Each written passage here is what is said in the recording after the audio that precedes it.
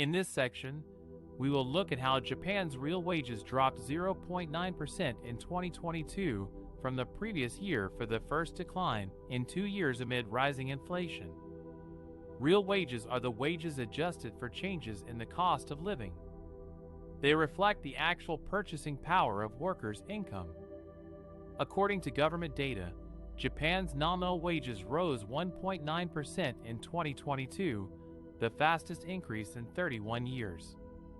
However, this was not enough to keep up with the inflation rate of 3.8%, which was driven by higher energy and food prices, as well as the impact of the sales tax hike, and as a result, real wages fell 1.8% in 2022, the biggest yearly decline since 2014. This means that Japanese workers had less money to spend on goods and services, which could hurt consumer spending and economic growth. Consumer spending accounts for more than half of Japan's economy and is a key driver of domestic demand.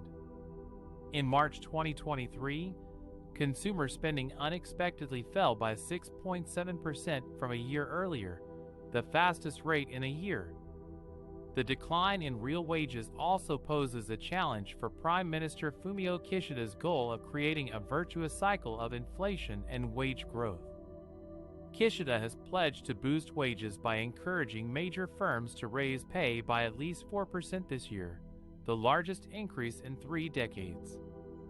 He hopes that higher wages will stimulate consumption and inflation, which will in turn lead to more wage hikes and economic expansion.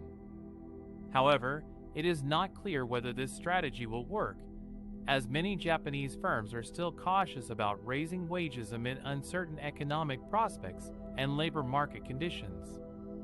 Japan faces a labor shortage due to its aging and shrinking population, but also faces competition from other countries for skilled workers. Moreover, many workers are employed in non-regular or part-time jobs that offer lower pay and less security than regular jobs. Therefore, it remains to be seen whether Japan can reverse the trend of falling real wages and achieve a sustainable recovery from the coronavirus pandemic.